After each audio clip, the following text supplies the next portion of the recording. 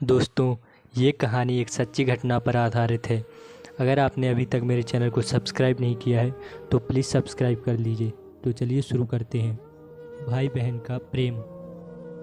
अमित एक बहुत ही होनहार लड़का था जो हमेशा ही ईमानदारी के साथ अपनी पढ़ाई पर ध्यान देता और हमेशा अपने पिताजी के काम में मदद भी कर दिया करता था।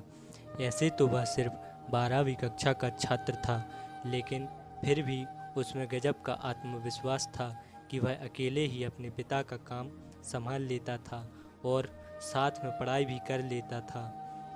अमित की माँ का देहांत 2 साल पहले ही हो चुका था और उसकी एक छोटी बहन थी जो स्कूल जाती थी, लेकिन कभी कभी इसे भी छुट्टी लेनी पड़ती थी क्योंकि अमित के पिताजी सही समय पर उसके स्कूल की फीस जमा नहीं करवा पाते थे।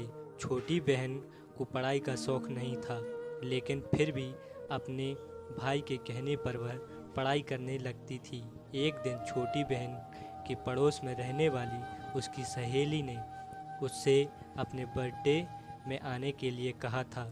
साथ में उसे रेड कलर की ड्रेस पहनने को भी कहा क्योंकि उसकी बर्थडे पार्टी की थीम रेड कलर थी। अमित की बहन इतनी समझदार नहीं थी और वह बार बार अपने भाई से जिद करने लगी, भैया मुझे नई ड्रेस खरीद कर देना, कल मुझे अमृता के बर्थडे में जाना है जहाँ रेड कलर पहनना होगा। ऐसे में अगर मैं नहीं पहनूंगी तो लोग मेरी हंसी उड़ाएंगे और मुझसे कोई दोस्ती नहीं करेगा। अमित, अरे ड्रेस से क्या लेना देना है, तू बस उस पार्टी में जाकर मज़े करके आना। बहन रोते हुए, नहीं भैया मुझे तो वही ड्रेस चाहिए, नहीं तो मैं बर्थडे पार्टी में नहीं जा पाऊंगी। अमित अपनी बहन से बहुत प्यार करता था और इसी वजह से उसने अपनी बहन के लिए नई ड्रेस लाकर दे दी जो लगभग 1500 रुपये की थी और जिसके लिए उसने अपने दोस्त से उधार भी ले लिया था। ऐसे तो वह बहुत स्वाभिमानी था, लेकिन अपनी बहन के आगे वह कुछ भी नहीं कर पा रहा था। अमित के पिताजी, तू अपनी बहन को बिगाड़ते जा रहा है, दिन ब दिन उसकी ख्वाहिश बढ़ती जा रही है।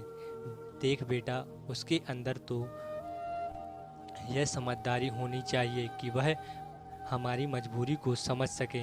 हम इतने पैसे वाले नहीं हैं।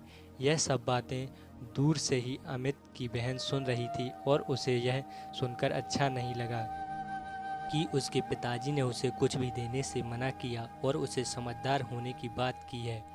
उसके हिसाब से तो वह सबसे समझदार लड़की थी। उसने अपने पिताजी और भाई की मजबूरी को भी सुनते हुए नज़रअंदाज कर दिया था क्योंकि उसे तो अपनी मनमर्जी का हर वह सामान मिल जाता था जो वह चाहती थी। अमित दिन भर अपना काम करता और रात में पढ़ाई किया करता था।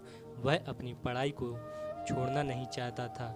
यूं ही एक दिन वह पढ़ाई कर रहा था, अचानक उसके दोस्त राजीव का फ़ोन आता है जो उससे कल होने वाले पार्टी में चलने के लिए कहता है। राजीव, अरे चल ना यार, वैसे भी तू रोज़ रोज़ काम करता है, कभी हम दोस्तों के लिए भी समय निकाल लिया कर। अमित, हाँ हाँ क्यों नहीं, मैं भी तुम लोगों के साथ चलना चाहता हूँ, लेकिन क्या करूँ, मजबूरी है। मेरे पास तो पहनने के लिए अच्छे कपड़े भी नहीं हैं और ना ही मैं अपने पिताजी को ऐसी कोई ख्वाहिश करना चाहता हूँ ताकि मेरे पिताजी परेशान हो जाएं। राजीव के बहुत कहने पर भी अमित तैयार नहीं होता और वह हमेशा पढ़ाई पर ही ध्यान लगाना चाहता है। यह सब बात सोते हुए अमित की बहन सुन लेती है, जिसे थोड़ा थोड़ा अफसोस होने लगता है कि जो भाई उसके लिए सब कुछ करने को तैयार है वह खुद के लिए कभी कुछ कर ही नहीं पाता है। ऐसे में अचानक ही अमित के पिताजी को किसी दूसरे शहर जाना पड़ा जहाँ पर कुछ ज़रूरी काम आ पड़ा था। अमित की बहन, भाई मेरी सहेली बता रही थी कि शहर के मॉल में एक बहुत अच्छी प्रदर्शनी लगी है जहाँ पर तरह तरह के डिजाइनर कपड़े मिल रहे हैं और वह भी बहुत सस्ते दामों में। मुझे भी वहाँ से कोई अच्छी सी ड्रेस लाकर दे दो ना, जिसे मैं अपने बर्थडे में पहन सकूं और मेरी सहेलियों को नीचा दिखा सकूं। अमित, तुम यह गलत सोच रही हो, हमें कभी भी किसी को नीचा नहीं दिखाना चाहिए, बल्कि अपने कर्मों पर भरोसा रखना चाहिए। बहन, भैया आप ही मुझे दिला सकते हैं, नहीं तो पिताजी तो हमें लेने ही नहीं देंगे। दिन भर अपनी मजबूरी बताते रहते हैं और कभी मेरा ध्यान ही नहीं रखते। अमित उस समय चुप हो जाता है क्योंकि उसे अपने पिताजी की मजबूरी अच्छे से मालूम है, लेकिन छोटी बहन इन सब बातों से अनजान थी। तभी अमित को ख्याल आता है कि उस प्रदर्शनी में जाने के लिए महंगे पास की ज़रूरत पड़ती है, उसके पास नहीं है। ऐसे में वह दौड़कर अपने गुल्लक को टटोलने लगता है और एक एक करके पैसे जोड़ने लगता है ताकि वह अपनी बहन के लिए उस प्रदर्शनी के पास उपलब्ध करवा सके। यह सब देखकर अमित की बहन का कलेजा फट पड़ता है और उसे जोर से रोना आ जाता है। उसे रोता हुआ देखकर अमित दौड़कर बहन के पास जाता है। क्या हुआ, तुम इस तरह से क्यों रो रही हो? बहन रोते हुए, आज तक आपने हमेशा मेरी खुशियों का ही ख्याल रखा, हर वह चीज़ मुझे दिलाई जो मैं मांगती रही, लेकिन कभी भी मैंने आपसे यह नहीं पूछा कि आखिर आप इन पैसों का इंतज़ाम कहाँ से करते हैं। लेकिन आपको एक एक रुपया जोड़कर देखकर मुझे बहुत दुख हुआ कि आप मेरी खुशियों के लिए इतना कुछ कर सकते हैं, लेकिन मैं हमेशा स्वार्थी बनी रही। अमित, अरे इतना सोचने की ज़रूरत नहीं है, आखिर मैं तेरा बड़ा भाई हूँ, मैं नहीं करूँगा तो कौन करेगा।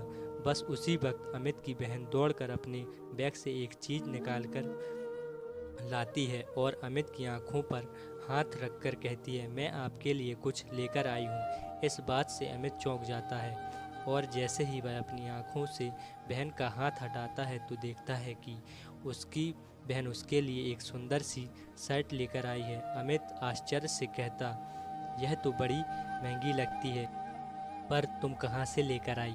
बहन, आपने जो मुझे थोड़े थोड़े करके मेरे खर्च के लिए पैसे दिए थे ना, मैंने उसे ही जोड़ कर रखा था कि मैं उससे अपने लिए कोई अच्छी ड्रेस खरीद लूँगी। लेकिन जब मैंने आपके दोस्त की बात सुनी और आपने उसे पार्टी में जाने से मना कर दिया, बस मैंने उसी समय ठान लिया था कि मैं आपको एक खूबसूरत सी शर्ट लेकर दूंगी। उम्मीद करती हूँ आपको यह शर्ट पसंद आएगी।